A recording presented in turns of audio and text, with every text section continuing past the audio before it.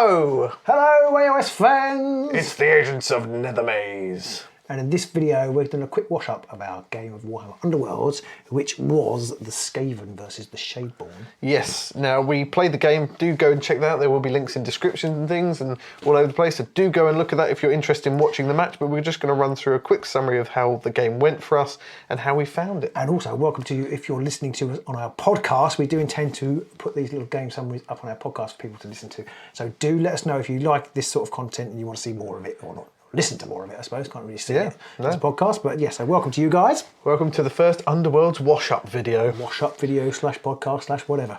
So I don't know about you, Robin, but I found the very start of the game, the setup, I kind of didn't have too much of an idea of what I'm doing because we haven't done much with the decks, but I got to place the boards, and so I just placed them dead on because I figured with the speed I've got, you couldn't keep away from me. You couldn't keep your boss at the back of the board in that situation.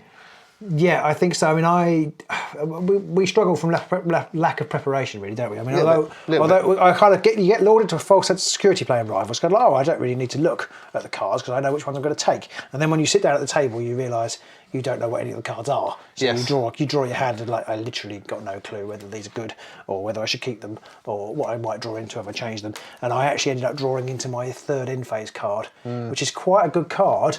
But not having the first round. Because it enables me to, I just have to get into your half and having people in cover hexes. It's quite good because my guys are quite quick too.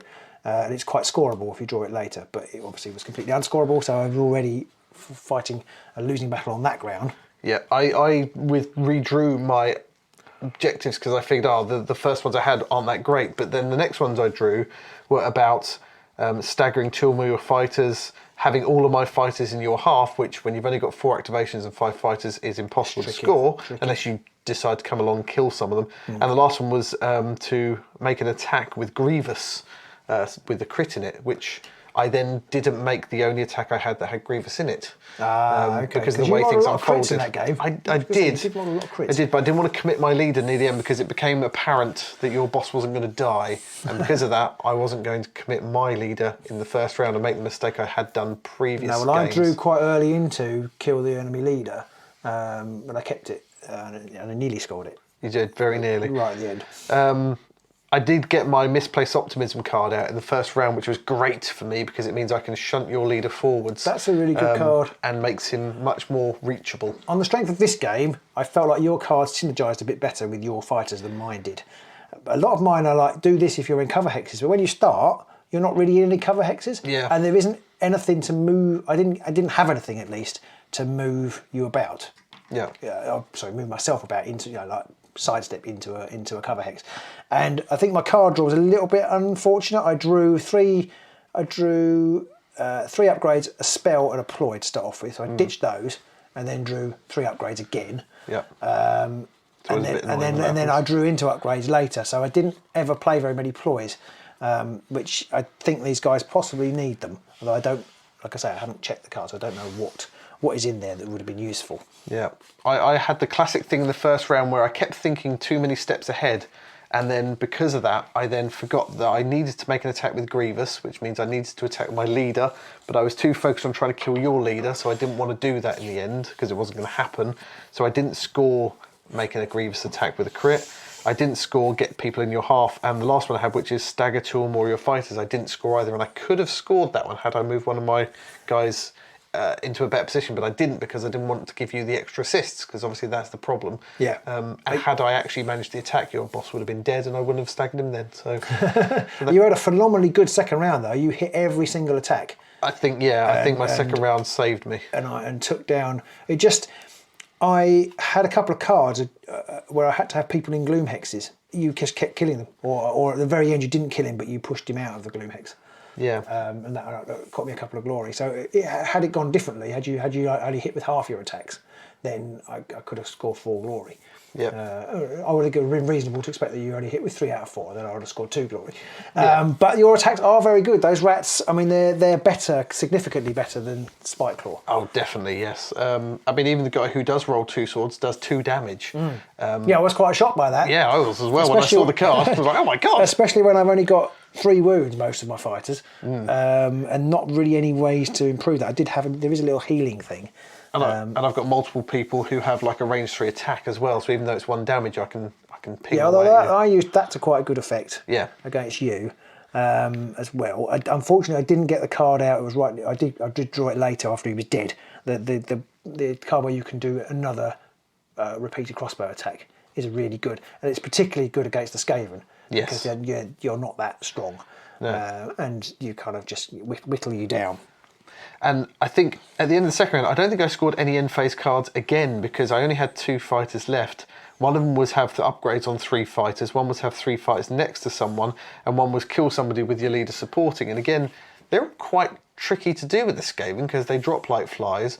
Generally, you don't want to have lots of fighters next to one alive fighter unless it's like the ogre and you're just dogpiling people in. So I think at the end of the second round, it was 3 glory apiece. I don't think I'd scored. I think it was 4. It might have been 4. And I think it was 4 each, but yes, I was like, oh, great, I haven't scored anything. You said, oh, I haven't scored anything either. So I thought I was done because, like I said, mine were 2. I had the surge kill your leader, which obviously I hadn't done. I didn't even target your leader in that round. And then I had, excuse me, I also had the other ones were have fighters in gloom hexes, and when you're hitting every attack, like I said already, it's really hard to keep people in gloom hexes. The attacks saved me because I think in that second round I had 1 ploy, which is reduced the damage to 1, which I never needed in the end, and I had 4 upgrades. Right. So I just couldn't That really. ploy have saved nothing. you though at the end of the game. It did. Third round was a comedy of errors, really, because it was like 4 glory apiece. I then moved someone forwards and staggered your fighter, but I didn't attack her because all of the objectives I had at that point were about having either killing a staggered fighter or having more staggered fighters alive than weren't staggered in your team. So I was like, I need to stagger him, and then if I fail to kill him, I'll at least score a glory or 2. It nearly cost you the game though, because I nearly killed both of your fighters. Very nearly did, because you killed my fighter straight away in your first activation, and then they traded blows, my leader and your guy, for the rest of the game, really. And it was only because I remembered near the end that you were staggered and I had a reroll, which I forgot for all my other attacks, that I finally managed to kill you right at the end there. I hadn't realised that she went up to 3 swords, 3 damage. I may have played her slightly differently. It's quite brutal because it's range 2 as well, it's isn't it? range 2. I might have tried to get her inspired earlier. End of round charge onto somebody who's already damaged would have inspired her, and then she'd have been firing off 3, 3 swords, 3 damage attack, and then I might have been able to take your leader down earlier. Yes, because you did get 1 successful attack on my leader, but then I used the reduce it to 1 damage card, which was absolutely clutch. Yeah. Because I killed you at the end, that gave me 5 glory effectively. Because I got 1 for daggers in the dark, which is kill somebody who's staggered, and I got 1 for killing you. And then the card I drew into before the end of the game was 1 or more enemy leaders dead and 4 or more fighters dead, which is 3 glory. So that was a phenomenal card at that point to get. Definitely clutch. But the overall score was then 9 to 7. So that wasn't actually. Hadn't drawn into that card. Yeah, and the other cards I had left to me was Unsurprising Fate, which is scoring end phase if 1 or more friendly minions is out, which I would have scored that one. And the other one I had not drawn at that point. I think it might have been Way of the Striking Fang, which is scoring end phase if 1 or more leaders is out of action, which would have got me 1. So I would have scored 1 either way, but either way, that would have possibly been a draw. Yeah. Yeah, and these guys don't seem to have. I'm going to quick flick through. They haven't got very many things for pushing them around into gloom hexes. So I think I don't know what's available in the main game anymore because we don't really follow the main universal meta. No, exactly. That is definitely a limitation of them if you can't get them into gloom hexes. The Skaven, I think they're obviously they inspire by either killing the boss or targeting the boss or putting 4 wounds on the boss.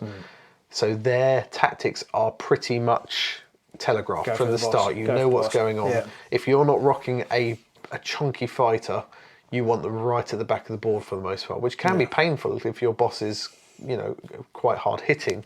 I thought you would come into my area and I would take you down. Yeah, I did put her fairly far back. I didn't want to put her next to the lethal hex, and other than that, I couldn't have put her any further. Yeah, you're 1 hex away from the very back of the board for those who can't see where we're pointing. Yeah, so I don't know. I mean, I knew that you would come forward, and therefore I would then hopefully, because there's a lot of gloom hexes here, hopefully I would be able to use that to my advantage. I didn't really get very many of the cards, which I did in the other game we played. I didn't get very many of the cards out where I could put the shadow hexes on people. Yeah, and you only got 1 of those, didn't you? Yeah, so that would have really probably helped because it would have helped me score. And actually, it doesn't help you score the objectives because they go It's They true. go at the end of the phase. But they do tend to sort of enable you to do other stuff, yes, don't they they? do. Yeah, definitely. On reflection, I wonder if I should have dropped my power cards and redrawn them, because whilst I wouldn't have had the move your leader forward 2 hexes card, I possibly would have got some of the other.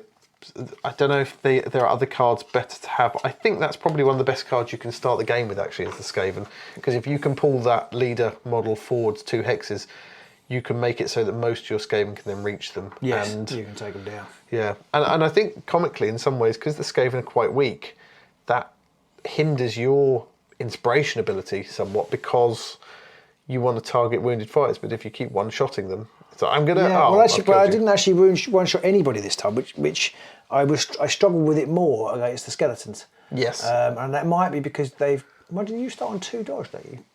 Some of the Skaven do. Some of them start on 2 dodge. Some are on because 1. I was thinking because they had shields, and I kept Yeah. trying to do 1 damage against skeletons and not being able to, and that really stymied me. But this time, I managed to injure somebody and then keep, because you've got a bit of range. You can kind of, well, I've injured that person now. I can hit them with a couple of fighters, so that inspired a couple of them. Yeah. Poor old Valissa, I think she's gone 2 games now without being inspired.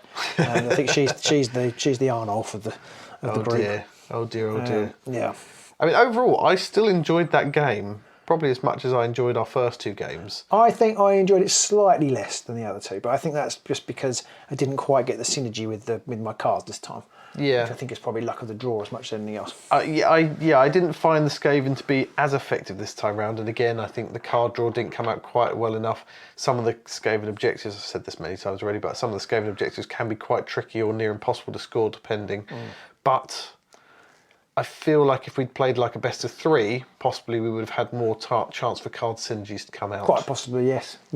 So who are we going to play next? I feel like we ought to try and play, although I think it might be a bit one-sided, but I feel like we ought to try and play Scritch versus Scratch. Scritch versus Scratch. Yeah. Because Scritch would have to play with like the illusion deck or something like that. Yeah, well, that's true if we were playing Rivals. Yes, he would, wouldn't he? Yeah. So that might not be good. We could play Rivals Plus, maybe. We could play Rivals Plus. Yeah, we could play Rivals Plus. Yeah, let us Scritch know. versus Scratch. Let us know for those watching, listening at home, wherever you can, leave a comment.